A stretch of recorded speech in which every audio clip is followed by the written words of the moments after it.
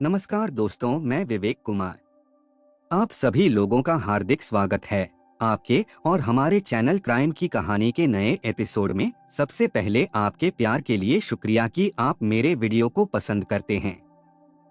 अगर आप चैनल पर नए हैं या अभी तक आपने इस चैनल को सब्सक्राइब नहीं किया है तो सब्सक्राइब कर लीजिए, बेल आइकन दबा दीजिए ताकि मेरे हर वीडियो का नोटिफिकेशन आपको मिलता रहे। तो चलिए आज की कहानी शुरू करते हैं। राजधानी दिल्ली के गोविंदपुरी में किराए पर रहने वाले राजेश और बबीता के बीच लगभग हर दिन की तरह उस रोज भी झगड़ा शुरू हो गया था। उनकी रोज रोज की तू मैं के झगड़े से मकान में रहने वाले दूसरे किराएदार तंग आ चुके थे। तारीख थी 7 जून, समय सुबह के 7:30 बजे का था। लॉकडाउन का दौर चल रहा था, किंतु अनलॉक की कुछ छूट भी मिली हुई थी। लोगों का अपने अपने काम धंधे पर आने जाने का सिलसिला शुरू हो चुका था। जबकि कमरे में राजेश अपने बिस्तर पर औंधे मुंह लेटकर फोन पर फेसबुक चला रहा था। शायद वह कोई वीडियो देखने में मग्न था। यह उसके रोज के रूटीन में शामिल हो चुका था। वह कभी व्हाट्सएप मैसेज कर रहा होता या फिर यूट्यूब का वीडियो देख रहा होता था। इसी को लेकर उसकी पत्नी बबीता चिढ़ती रहती थी। उस रोज भी बबीता यह देखकर भड़क गई थी। तीखे शब्दों में गुस्से से चीखती हुई बोली, कुछ काम धंधा भी करना है या सारा दिन बिस्तर पर पड़े पड़े दांत निपोरते रहोगे? जब देखो तब फोन पर लगे रहते हो, कम से कम मेरे काम में तो हाथ बटा दिया करो। बिस्तर पर पड़े पड़े राजेश बोला, कर लूंगा ना काम, चिल्ला क्यों रही है? मैंने कौन सा भूखा रखा हुआ है? राजेश की इस बात से खींचते हुए बबीता ने कहा, हाँ हाँ क्यों नहीं, याद है कि नहीं, लॉकडाउन में मेरी माँ नहीं होती तो भूखे मर जाते। तुमसे शादी कर मैंने सच में अपनी जिंदगी बर्बाद कर ली है। राजेश ने बबीता की बातों का जवाब देते हुए कहा, तो नहीं करती शादी मुझसे, किसी ने जबरदस्ती थोड़े ना की थी। यह सुनकर बबीता का गुस्सा 7वें आसमान पर जा पहुंचा। उसने गुस्से में कहा, जबरदस्ती? याद दिलाऊं क्या, जबरदस्ती किसने की थी? अगर तुमसे शादी नहीं की होती तो जेल में सड़ रहे होते। बबीता की इस बात से राजेश का दिमाग झंझना गया। वह तुरंत बिस्तर पर उठ बैठा। गुस्से में एक और मोबाइल पटकता हुआ खड़ा हो गया। एक पल के लिए अतीत आंखों के आगे घूम गया। अचानक गुस्से में उसने बबीता का मुंह दबा दिया। नाराजगी जताते हुए बोला, तुझे कितनी बार मना किया है? आइंदा अपना मुंह खोलने से पहले सोच लिया करो। याद रखना पहले क्या किया था और मैं अब क्या कर सकता हूँ।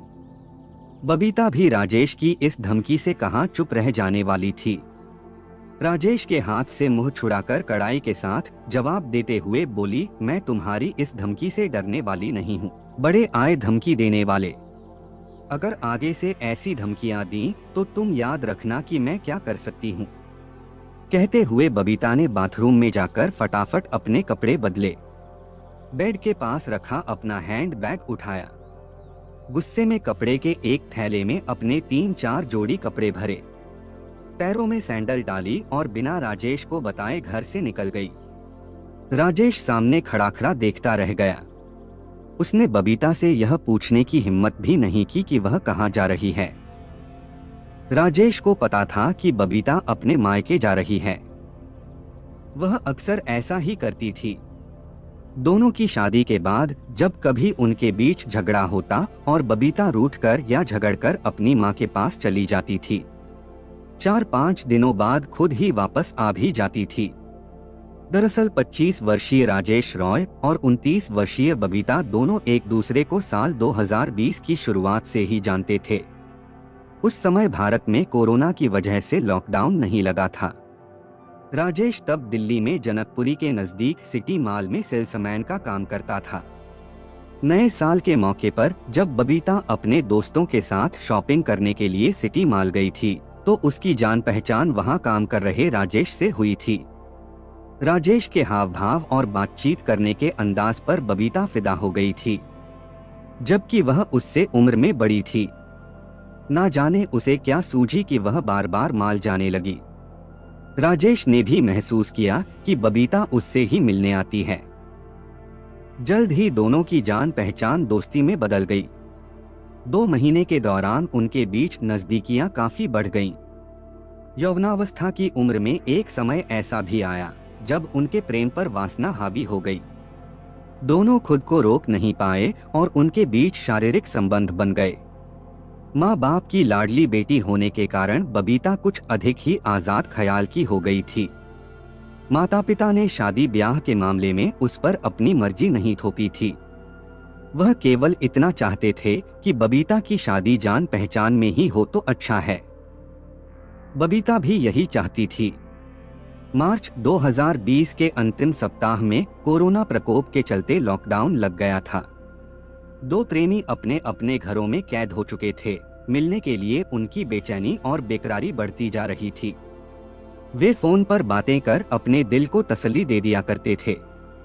इसी बीच बबीता ने पेट से होने की बात राजेश को बताई। राजेश यह सुनते ही नाराज हो गया। उसने बच्चे को अपनाने से साफ इनकार कर दिया। इससे बबीता के मन को काफी ठेस पहुंची। राजेश ने लॉकडाउन के दौरान बबीता से बच्चा गिराने की भी बात कही, लेकिन वह इसके लिए हिम्मत नहीं जुटा सकी। जून 2020 में लॉकडाउन में कुछ राहत मिलने पर एक दिन राजेश बबीता को घुमाने के बहाने गुड़गांव के एक प्राइवेट अस्पताल में ले गया। वहां उसने गर्भपात की दवा दिलवाई। बबीता इसके लिए तैयार तो नहीं थी, लेकिन उसने राजेश की जिद को मान लिया और दवा खा लिया। कुछ ही दिनों में बबीता का गर्भपात हो गया। उसके बाद राजेश ने बबीता से बातचीत करना कम कर दिया। वह बबीता से अपने रिश्ते खत्म करना चाहता था। राजेश बबीता के फोन कॉल इग्नोर करने लगा था। उसके मैसेज का भी कोई जवाब नहीं देता था। बबीता भी समझने लगी थी कि राजेश उससे पीछा छुड़ाना चाहता है। बबीता को यह बात अच्छी नहीं लगी। वह खुद को धोखा खाया हुआ महसूस कर रही थी। एक दिन जब बबीता की राजेश से बात हुई तो उसने सीधे शब्दों में पूछ ही लिया, राजेश, हमारे बीच में जो कुछ हुआ और मुझे जो सहना पड़ा है, उसकी जिम्मेदारी तुम्हारी भी है। तुम आखिर चाहते क्या हो? सीधे सीधे जवाब दो। बबीता का सवाल सुनकर राजेश ने कोई स्पष्ट जवाब नहीं दिया। घुमाफिरा कर बोला, देखो बबीता, हमारे बीच जो कुछ हुआ उसे हमेशा के लिए भूल जाओ। नए सिरे से अपनी जिंदगी शुरू करो। मुझसे भी कोई उम्मीद मत रखना। यह कहते हुए राजेश ने फोन काट दिया। राजेश की बात सुनकर बबीता को धक्का लगा। उसे विश्वास ही नहीं हुआ कि जिस इंसान के साथ उसने गहरे संबंध बनाए, वही अब उसे भूल जाने की बात कह रहा है। धोखा खाई बबीता ने गुस्से में 14 जुलाई 2020 को दिल्ली के डाबरी मोड़ थाने में राजेश के खिलाफ बलात्कार की रिपोर्ट दर्ज करवा दिया, जिसे संज्ञान में लेते हुए पुलिस ने धारा 376 के तहत राजेश को गिरफ्तार कर 8 अगस्त 2021 को जेल भेज दिया। राजेश के जेल जाने पर उसके घर वाले परेशान हो गए। उन्होंने बबीता के घर वालों से राजेश को छुड़ाने के लिए काफी मिन्नतें किया, केस वापस लेने का आग्रह किया, लेकिन बबीता और उसके घर वालों ने इस मामले में किसी भी तरह की बात करने से इनकार कर दिया। कुछ दिनों बाद राजेश के घर वालों ने बबीता के माँ बाप से उसकी शादी राजेश से करने की गुजारिश किया। इस पर वे तैयार हो गए। कुछ शर्तों के आधार पर बबीता ने 19 अक्टूबर 2020 को राजेश के खिलाफ अपनी शिकायत वापस ले लिया। शादी का एक एफिडेविट भी जमा करवा दिया। इस तरह से कोर्ट मैरिज की प्रक्रिया पूरी होने के बाद दिसंबर 2020 में राजेश और बबीता की शादी डाबरी मोड़ के नजदीक आर्य समाज मंदिर में हो गई। उसके बाद दोनों दिल्ली के गोविंदपुरी इलाके में रहने लगे। कहते हैं ना, प्रेम की डोर अगर एक बार टूट जाए तो उसे जोड़ना मुश्किल होता है। यदि उसे जोड़ लिया जाए तब भी उसमें बनने वाली गांठ संबंध की मधुरता में हमेशा खलल डालती रहती है। यही कारण था कि राजेश और बबीता शादी के बाद भी मधुर संबंध नहीं बना पाए। उनके बीच मोहब्बत की मिसाल जैसा प्रेम पनप ही नहीं पाया। छोटी छोटी खुशियां नोक झोंक में दफन होने लगीं, जिसके कारण दोनों के बीच अक्सर झगड़े होते रहते थे। बात बात पर झगड़े से नाराज होकर बबीता अपने मायके चली जाया करती। राजेश का काम तो लॉकडाउन में छूट ही चुका था, लेकिन अब उसे कहीं और काम मिल भी नहीं रहा था। ऐसे में किराए पर रहना अब राजेश के लिए भारी पड़ने लगा था। ऊपर से घरेलू खर्चे अलग थे। राजेश की बची खुची बचत भी अब खत्म होने वाली थी। इस बारे में जब बबीता ने अपनी मां लक्ष्मी देवी को राजेश की इस हालत के बारे में बताया, तब उन्होंने राजेश को अपने इलाके में ही किराए पर एक कमरा दिलवा दिया। उसका किराया पहले से कम था। इस राहत के बावजूद राजेश तंगी से जूझ रहा था। लक्ष्मी देवी ने कुछ समय तक अपनी बेटी की आर्थिक मदद किया। वह डाबरी मोड़ के पास महिंद्रा पार्क में रहती थी। बबीता वहीं अपनी मां के घर चली जाती थी। राजेश इस बात से और ज्यादा परेशान होने लगा था कि बबीता बात बात पर झगड़ा करके अपनी मां के घर चली जाती है। राजेश इस झगड़े की असली जड़ लक्ष्मी देवी को मानता था। झगड़ा होने पर उसे सबक सिखाने को लेकर धमकाता रहता था। कई बार कह भी चुका था कि वह जेल से बाहर अपने अपमान का बदला लेने के लिए आया है। इस बारे में बबीता अपनी मां को भी बताती थी। बबीता के पिता डालीराम का निधन हो चुका था। बबीता ही लक्ष्मी देवी के जीने की सहारा थी और उसका पूरा ध्यान रखती थी। राजेश कुछ समय तक महिंद्रा पार्क में रहा, लेकिन 3-4 महीने बाद दोनों फिर से गोविंदपुरी शिफ्ट हो गए। 7 जून 2021 को भी झगड़े के बाद बबीता अपने मायके चली गई। बार बार की इस समस्या से राजेश काफी परेशान हो गया था। 3-4 दिन तक बबीता की हरकतों से छुटकारा पाने के बारे में सोचता रहा। उसने 11 जून की सुबह 10 बजे बबीता को फोन करके कहा, बबीता, गांव में मेरी मां की तबीयत बहुत खराब है, गांव चलना है। बबीता ने इसकी जानकारी अपनी मां को दिया। लक्ष्मी देवी भी उनके बीच झगड़ों से काफी परेशान हो गई थी। वह भी सोच में पड़ गई कि क्या करे क्या ना करे। वह समझ नहीं पा रही थी कि आखिर उनके बीच झगड़ा कैसे खत्म हो पाएगा। सिर पर हाथ रखकर बैठ गई।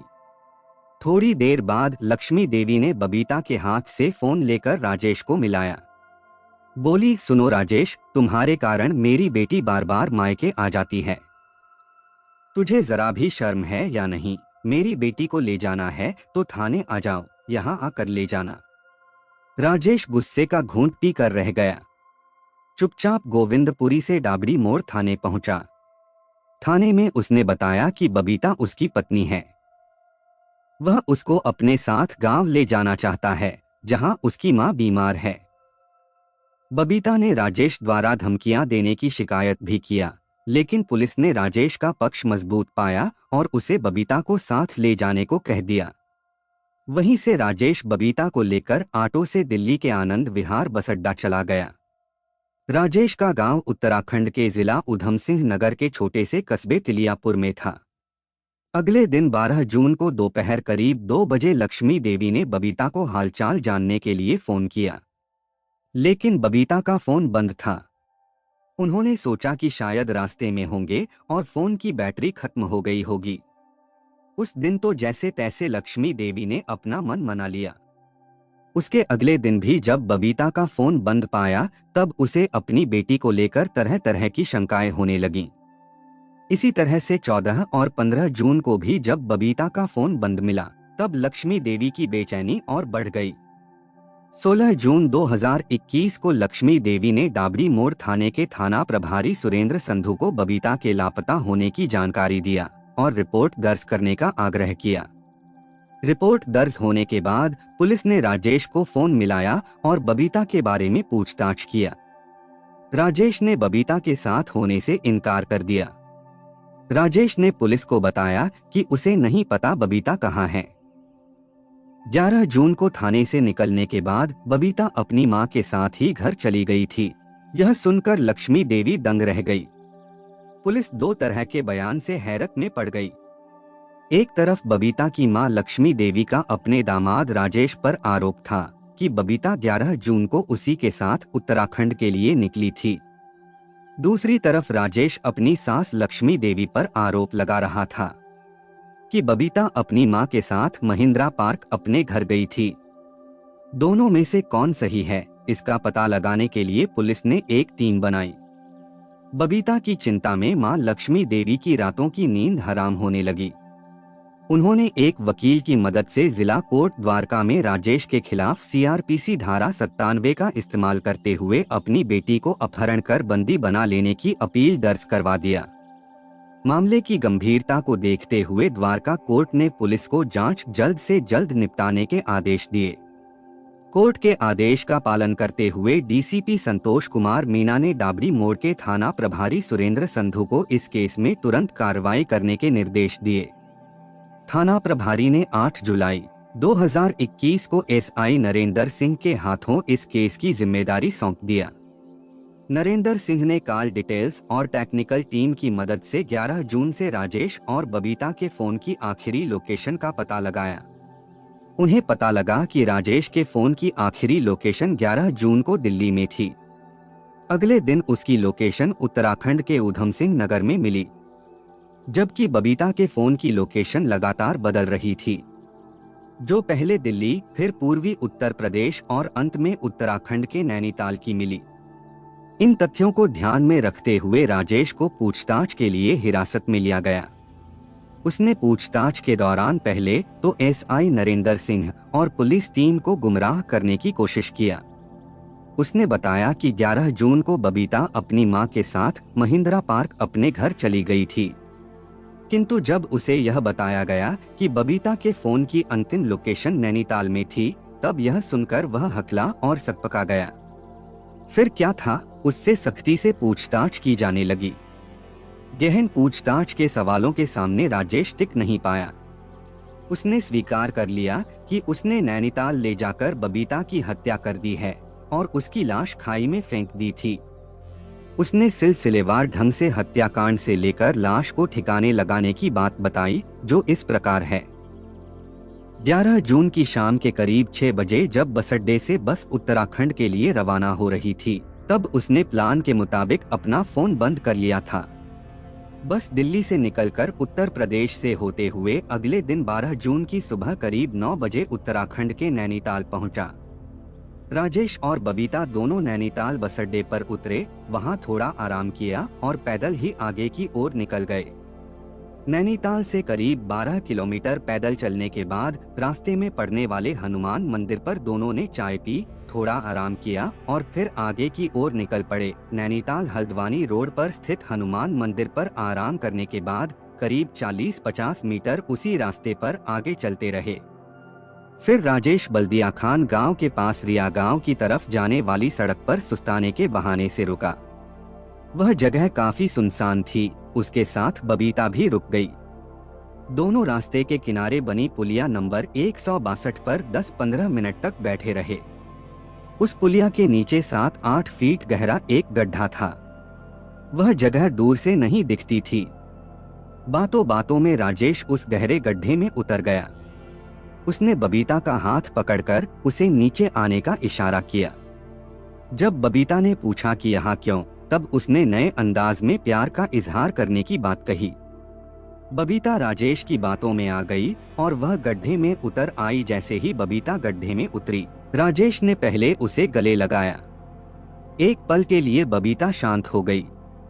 राजेश ने वक्त बर्बाद न करते हुए अचानक से बबीता का गला दबोच लिया।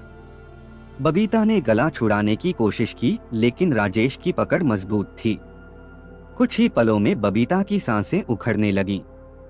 कुछ मिनटों में जब बबीता का शरीर पूरी तरह से शांत हो गया, तो निर्जीव हो चुके शरीर को राजेश ने वहीं छोड़ दिया। उसके बाद राजेश गड्ढे से बाहर आकर अपने गांव जाने वाले रास्ते की ओर बढ़ गया। थोड़ा चलने के बाद पीछे से आ रही गाड़ी पर सवार हो गया। अपने गांव पहुंचने से पहले आनंद नगर के पास शक्ति फार्म के धान के खेतों में बबीता का फोन फेंक दिया। 12 जून की दोपहर करीब 2 बजे के आसपास वह अपने गांव पहुंच गया। राजेश के यह सब कबूलने के बाद बबीता की लाश तलाशने के लिए दिल्ली पुलिस की टीम ने 2 दिनों का सर्च ऑपरेशन चलाया। लाश ढूंढने के लिए दिल्ली पुलिस ने उत्तराखंड की स्थानीय तल्लीताल पुलिस की मदद लिया। पुलिस की सर्च टीम ने 26 जुलाई को बबीता की लाश पुलिया नंबर 162 से ढूंढ निकाली। 27 जुलाई को एसआई नरेंद्र सिंह ने आरोपी राजेश को गिरफ्तार कर लिया। फिर उसे कोर्ट में पेश कर जेल भेज दिया गया। आज की कहानी बस यही तक। अब बारी कमेंट पढ़ने की है। हैप्पी सिंह जी ने कमेंट किया है, भाई आपकी कहानी बहुत अच्छी है, आप विदेशी कहानी सुनाएंगे तो आपको बहुत अच्छा लगेगा, धन्यवाद सर। आपके सपोर्ट और प्यार के लिए तहे दिल से शुक्रिया। बीच बीच में मैं विदेशी स्टोरी भी सुनाता रहता हूँ, फिर भी कोई नई मिलेगी तो आपको जरूर सुनाऊंगा। मुन्ना छेत्री जी ने कमेंट किया है, मैं हांगकांग से आपकी स्टोरी डेली सुनती हूँ, जब स्टोरी ऑन करके सो जाती हूँ, कब नींद आती है पता ही नहीं चलता। शुक्रिया स्टोरी के लिए, पर बहुत दुख होती है ऐसी न्यूज सुनकर। छेत्री जी आपके कमेंट के लिए आपका तहे दिल से शुक्रिया। नीरा मेघ जी ने बांग्लादेश से कमेंट किया है, hello how are you brother, I am listening your video since long time, you are most active YouTuber have I ever seen, nice job man, God bless you and your team. Neera, Dhaka Bangladesh. Ma'am आपके comment के लिए आपका तहे दिल से शुक्रिया। सनी भंडारी जी ने comment किया है, today I am the first viewer. Sir आपके कमेंट के लिए आपका तहे दिल से शुक्रिया। आलोक सर ने लखीमपुर खीरी से कमेंट किया है, I like your video. Sir आपके सपोर्ट और प्यार के लिए तहे दिल से शुक्रिया। मारुति सर ने कमेंट किया है, भाई हमेशा साधना पर ध्यान दो, बाकी सब अपने आप फिट बैठेंगे, लड़की का मामला भी। Love from Bangalore. सर आपके सपोर्ट और प्यार के लिए तहे दिल से शुक्रिया। मीरा राय मैम ने बैंगलोर से कमेंट किया है, दर्शना के माता पिता बड़े दिलचस्प निकले, एक लड़के के साथ घूमना फिरना मंजूर लेकिन शादी के लिए नहीं। वैसे भी मुझे भी आपकी अगली कहानी का इंतजार रहता है सर, पहले तो सुबह से ही आपका नोटिफिकेशन चेक करती थी, अब टाइम पता है 2 बजे ही सुनने आती हूँ। ये बात अलग है कि मैं ड्यूटी भी करती हूँ। मैम आपके सपोर्ट और प्यार के लिए तहे दिल से शुक्रिया। मैम हमारे समाज में माँ बाप की यही भूमिका बहुत खराब है, बच्चों के भविष्य के बारे में सोचना ठीक है, लेकिन अगर बच्चे समझदार हैं तो वह अपने भविष्य के बारे में थोड़ा बहुत तो सोच ही सकते हैं। पूनम वर्मा जी ने कमेंट किया है, मैं पूनम मिर्जापुर से, आपकी कहानी ये सोचने पर मजबूर करता है, दुनिया कैसी है। मैम आपके सपोर्ट और प्यार के लिए तहे दिल से शुक्रिया। मैम दुनिया में हर तरह के लोग हैं, कुछ अच्छे लोग भी हैं, कुछ बुरे भी हैं, इसीलिए तो यह दुनिया गोल है। नादिया उम्बर लोदी जी ने कमेंट किया है, you are hard working and punctual, रोजाना वीडियो अपलोड करना बहुत मुश्किल होता है, थैंक्स। मैम आपके सपोर्ट और प्यार के लिए तहे दिल से शुक्रिया। थोड़ा सा मेहनत लगता है बट मुश्किल नहीं है। ममता सिंह जी ने कमेंट किया है, मुझे आपकी वॉइस बहुत अच्छी लगती है, मुझे आपकी कहानी जानना है। ममता सिंह फ्रॉम वाराणसी। मैम आपके सपोर्ट और प्यार के लिए तहे दिल से शुक्रिया। मेरी ऐसी कोई कहानी तो नहीं है जो मैं आपको बता पाऊंगा, मैं तो बस न्यूज़पेपर और पत्रिकाओं से उठाकर यह कहानी आप लोगों को सुना देता हूँ, बस इतनी सी मेरी कहानी है। मेरे कुछ भाई और बहन ऐसे भी हैं जो डेली के लिसनर्स हैं, हर वीडियो को देखते हैं और कमेंट करते हैं, जैसे Rita Chhetri ma'am, Rakib sir, Rahul Jaykar sir, Narendra Joshi sir, Simran Sabi ji, Sarita Rai ji, Kalpana Limbu ji, सरिता सिंह जी और सभी भाई बहनों को शुक्रिया जो मेरे वीडियो को लाइक, शेयर और कमेंट करते हैं। आप लोग ऐसे ही अपना प्यार बनाए रखिए, मैं आप लोगों के लिए रोज नए वीडियो लाता रहूंगा। कहानी को लास्ट तक सुनने के लिए आपका धन्यवाद। इस कहानी के बारे में अपनी राय कमेंट करके जरूर बताइएगा और ऐसी ही अपराध की सच्ची कहानियों के लिए हमारे चैनल क्राइम की कहानी को सब्सक्राइब कर लीजिए। कहानी को लाइक और शेयर जरूर करें। धन्यवाद।